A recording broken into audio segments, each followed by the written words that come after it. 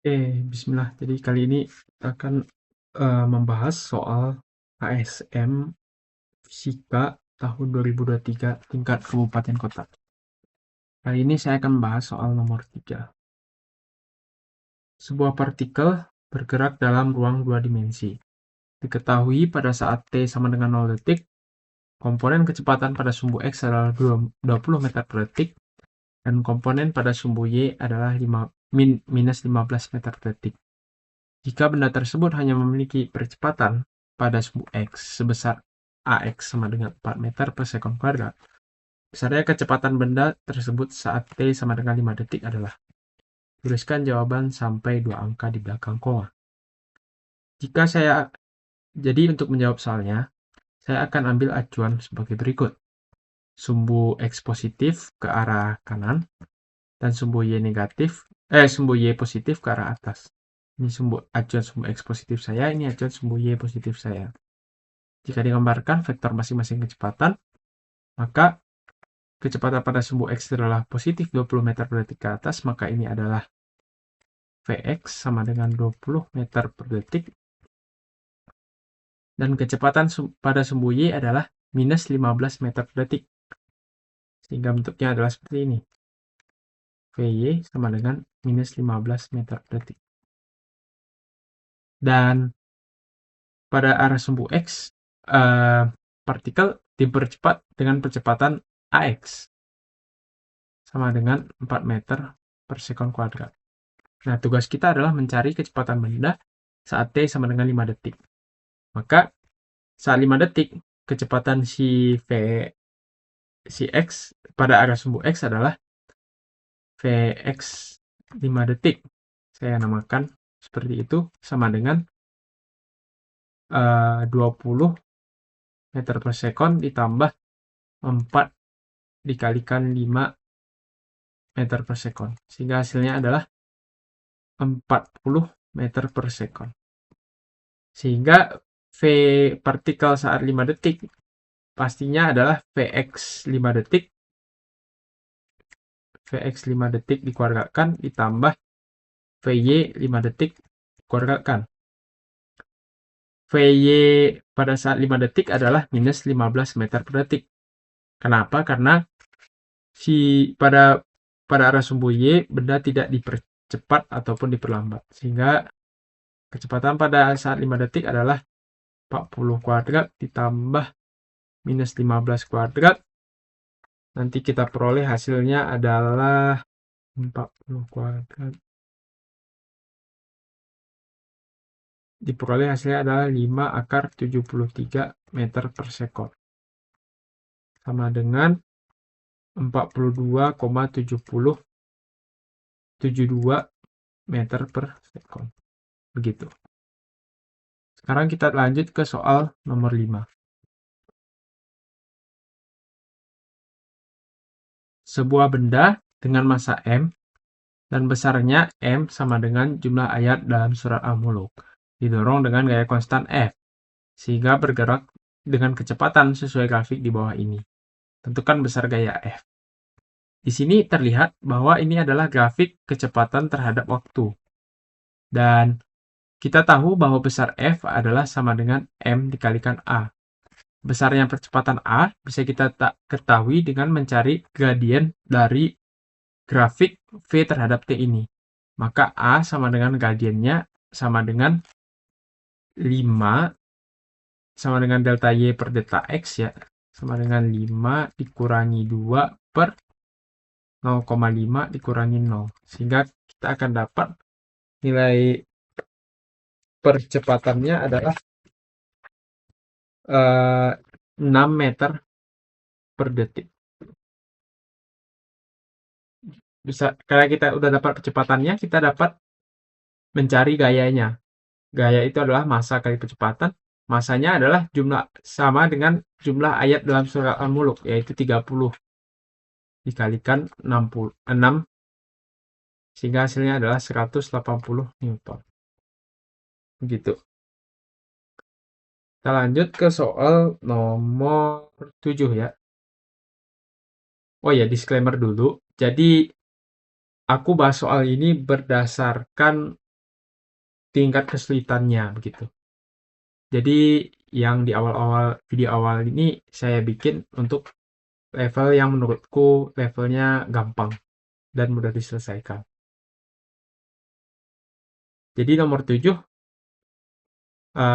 Allah Subhanahu wa Ta'ala berfirman, "Tidaklah mungkin bagi matahari mengejar bulan dan malam pun tidak dapat mendahului siang. Masing-masing beredar pada garis edarnya."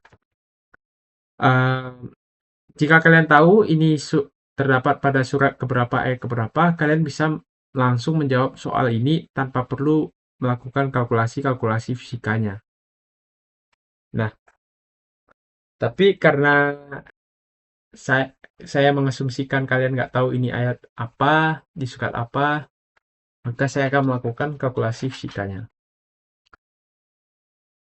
Hal ini mirip terjadi jika sebuah mobil awalnya bergerak ke timur, kemudian berbelok ke arah utara seperti pada gambar. Akan ada gaya yang menahan mobil tersebut agar tetap dalam lintasannya. Mobil tersebut bergerak sepanjang lintasan seperempat lingkaran dengan kecepatan konstan dan panjang lintasan ABC sama dengan 235 meter, serta mobil menyelesaikannya dalam 36 detik. Maka percepatan mobil di titik B adalah, nah ini. Seperti yang kita ketahui, supaya benda dapat bergerak melingkar, maka benda akan mengalami percepatan sentripetal. Sentripetal yang arahnya menuju ke pusat lingkaran. Nah, yang ditanya adalah berapa nilai dari vektor percepatan sentripetal ini jika diproyeksikan terhadap vektor satuan I dan J. Yang artinya kita memproyeksikan percepatan sentripetal ini terhadap sumbu X dan sumbu Y. Jika kita perhatikan gambar, ini adalah sumbu X positif, ya, ke arah ke sini, dan ini yang X negatif, ini Y positif, dan ini adalah Y negatif, begitu. Proyeksi dari vektor ini, ya, saya tandai dengan warna berbeda, warna merah misalnya. Nah, ini adalah vektor dari percepatan sentripetalnya. Nilai dari proyeksi percepatan di sumbu X pastilah arahnya ke X positif. Jadi ini saya namakan A sentripetal pada sumbu X. Sedangkan nilai proyeksi percepatan sentripetal pada sumbu Y pastilah ke arah sumbu Y negatif. Saya namakan A sentripetal pada arah sumbu Y. Sehingga kita bisa mengeliminasi dari option-option yang salah, begitu. Kita lihat pada opsi A. Terlihat di sini bahwa nilai percepatan sentripetal pada sumbu Y-nya itu positif, sehingga ini pasti bukan jawabannya. Jadi ini bisa kita coret. Lalu kita lanjut ke opsi yang C. Opsi yang C terlihat bahwa nilai percepatan sentripetal pada sumbu X-nya itu negatif, sedangkan harusnya itu positif. Sehingga ini pasti C bukan merupakan jawaban kita. Tersisa dua opsi B dan D, begitu. Karena saya rasa gambar ini nggak perlu lagi, saya hapus saja. Nah, sekarang kita lihat. Mobil tersebut bergerak sepanjang lintasan seperempat lingkaran. Dan panjang lintasannya itu adalah 235 meter. Kita tahu bahwa gomos keliling seperempat lingkaran itu adalah Pi 2πr per 4, dan hasilnya itu pasti sama dengan 235 meter, begitu. Sehingga dari sini kita bisa mencari jari-jari lingkaran, yaitu 235 dikalikan 2 per pi meter. Karena saya ingin hasilnya dalam bentuk pi agar lebih akurat, maka saya keep dulu persamaan ini. Nah, kita tahu bahwa B ini dia menerima percepatan sentripetal. Dan persamaan untuk percepatan sentripetal itu sendiri kita tahu A sentripetal sama dengan V kuadrat per R. Nah, tinggal nilai R yang sudah kita ketahui, tinggal mencari V kuadrat. Kita juga tahu bahwa V itu sama dengan S per T, di mana S itu adalah panjang busur ABC, yaitu 235, dibagi dengan waktunya, yaitu 36 detik. Maka V itu akan sama dengan 235 per 36 meter per sekon. Begitu. Nah, nilai V diperoleh, nilai R juga diperoleh. Tinggal kita mensubstitusikan ke nilai asentripetalnya, yaitu V kuadrat per R, di mana V kuadratnya sama dengan 235 per 36 dikuadratkan, dikalikan 1 per R, yaitu Pi per 235 dikalikan 2, begitu. Nah, ini alasan kenapa saya nggak mengubah ini ke bentuk desimal, karena untuk mempermudah perhitungan juga. Maka kita peroleh hasilnya 235 per 36 kuadrat dikalikan 2, begitu. Dikalikan Pi. Setelah melakukan perhitungan yang cukup panjang, kita peroleh nanti percepatan sentripetalnya adalah 0,284 meter per sekon kuadrat, seperti itu. Nah, setelah diperoleh asentripetalnya, kita tinggal memproyeksikannya saja. Nah, ini 35 derajat kan? Nah, maka perlu diingat bahwa ini 35 derajat, ini siku-siku di sini. Maka proyeksi percepatan sentripetal di sumbu X begitu adalah di sumbu Y adalah nilai sin dari 35 derajat begitu. Oh maaf, maksudnya nilai cos dari 35 derajat. Ya.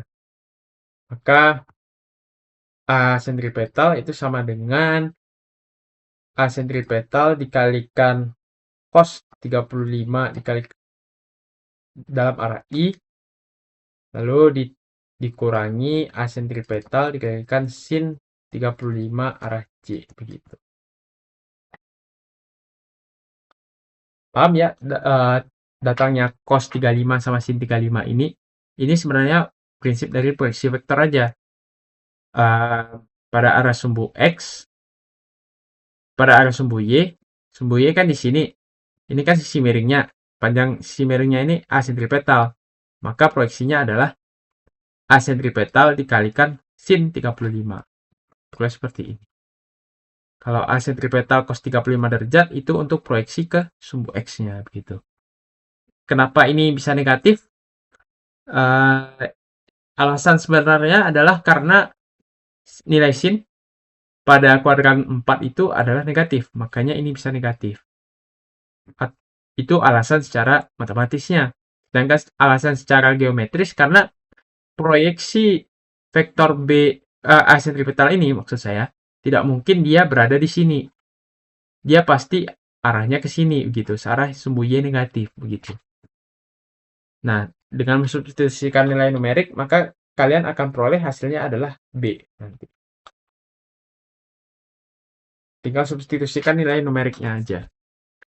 Sebenarnya ini soal yang gampang, cuman challenge terbesarnya adalah di KSM ini kita tidak boleh menggunakan kalkulator, baik itu kalkulator biasa ataupun kalkulator saintifik. Dan untuk perhitungan dengan tangan ya, itu cukup sulit untuk menentukan nilai dari cos 35 dan sin 35 ini. Karena pasti kita pecah lagi menjadi bentuk cos A plus cos B gitu. Ya, bukan. Kita bisa pecah dengan aproksimasi dan itu cukup panjang gitu. Mungkin bisa teman-teman explore sendiri gimana cara mencari nilai trigonometri pada sudut yang bukan istimewa gitu. Mungkin akan saya bahas di lain video. Kita lanjut ke soal nomor 8.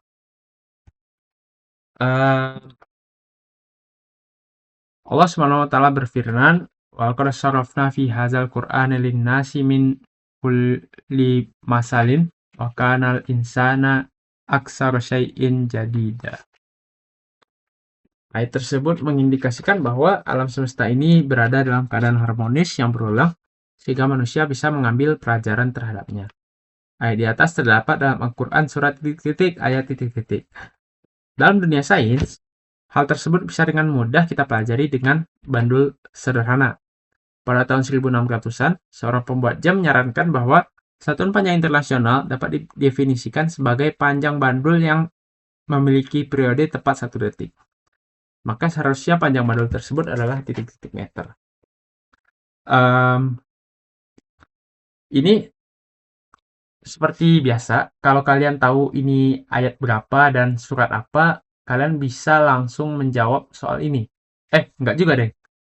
Karena ini ada 2 opsi, Al-Kahfi 54-nya ada 2, jadi ini lumayan challenging lah bagi kalian. Tetap kalian perlu melakukan perhitungan fisikanya. Nah, seperti yang kita ketahui, rumus periode pada sebuah bandul adalah T sama dengan 2pi akar L per G, di mana L itu adalah panjang tali, dan G itu adalah percepatan gravitasi. Kuadratkan kedua ruas, maka kita akan peroleh T kuadrat sama dengan 4pi kuadrat L per G. Karena kita ingin mencari L, maka L sama dengan GT kuadrat per 4pi kuadrat, begitu. Kita substitusikan nilai numeriknya, kita asumsikan nilai G itu adalah 10 meter per detik, maka 10, dan T-nya itu tepat 1 detik, maka 1 kuadrat per 4pi kuadrat. Setelah melakukan kalkulasi, maka nanti kalian akan peroleh nilai L itu akan sama dengan 0,248 meter. Gitu. Nah, jawabannya yang D. Lanjut. Sebuah papan bermasa M ditarik oleh gaya F sejajar bidang pada sebuah bidang miring yang membentuk sudut theta terhadap horizontal. Gaya yang diberikan berubah sesuai dengan grafik berikut ini. Berdasarkan data tersebut, maka sudut kemiringan theta bernilai titik-titik. Di sini ada grafik yang menunjukkan gaya tarik dalam Newton dan besar koefisien gesek statisnya. Saya misalkan variabel koefisien gesek statisnya adalah mu. Dan gaya tarik itu adalah F, seperti yang diketahui oleh soal. Papan bermasa M ini saya asumsikan dia ditarik ke atas begitu. Meskipun tidak diberitahu oleh soal, ya pastinya ditarik ke atas lah begitu. Saya asumsikan seperti itu.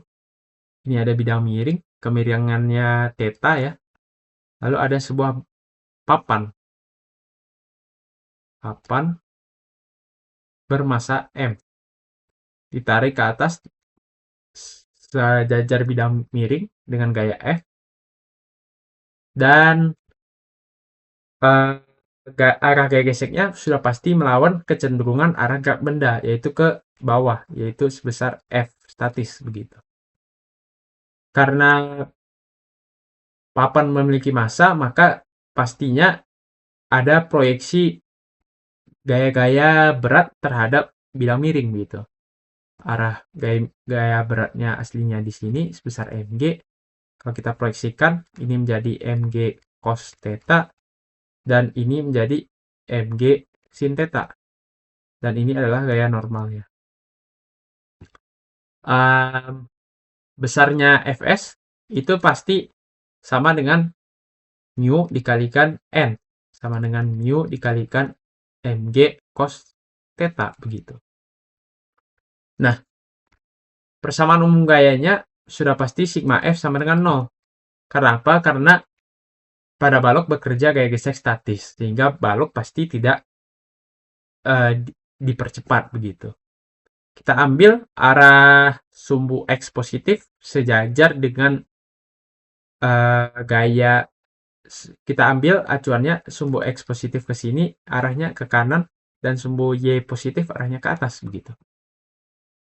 Sigma F X sama dengan 0, maka F dikurangi mg sin theta dikurangi Fs sama dengan 0. 0. Maka F sama dengan mg sin theta ditambah fs. Karena fs itu mu mg cos theta, maka f sama dengan mg sin theta ditambah mu mg cos theta.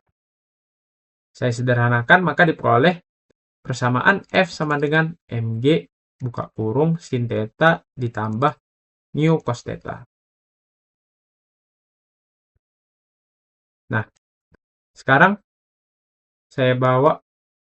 kita lihat grafik. Pada saat gaya tariknya F itu sama dengan 2 Newton, besar mu-nya itu 0 begitu. Terlihat di sini. Lalu kita lihat saat F-nya itu 5 Newton. Ya, di sini ya. Terlihat bahwa mu-nya itu sama dengan 0,5. Kita bisa membuat dua persamaan dari persamaan umum ini. Maka untuk kondisi F sama dengan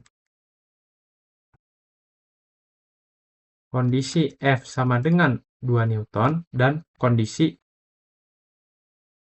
F sama dengan 5 Newton gitu. F sama dengan 2 Newton, maka 2 sama dengan mg sin theta ditambah mu cos theta. Mu-nya itu saat F-nya 2 Newton itu adalah 0, maka 0 dikalikan cos theta gitu. Kondisi F sama dengan 5 Newton. Substitusikan aja, maka kita peroleh 5 sama dengan mg buka kurung sin theta ditambah, nah mu-nya itu sama dengan 0,5 kan? 0,5 cos theta gitu.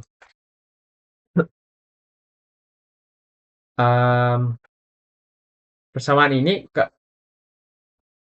karena mg-nya ini nilainya konstan ya, mg ini nilainya konstan, maka kita bisa peroleh persamaan mg sama dengan 2 per sin theta. Dari persamaan ini kita peroleh hasil mg sama dengan 5 per sin theta ditambah 0,5 cos theta. Karena mg itu sama ya, konstan terus nilainya, maka 2 per sin theta sama dengan 5 per sin theta ditambah 0,5 mu cos theta. Nah, ini bisa kita kali silang, maka kita peroleh 2 sin theta ditambah, ini 0,5 cos theta maksud saya. 0,5 cos theta. 2 sin theta ditambah cos theta sama dengan 5 sin theta.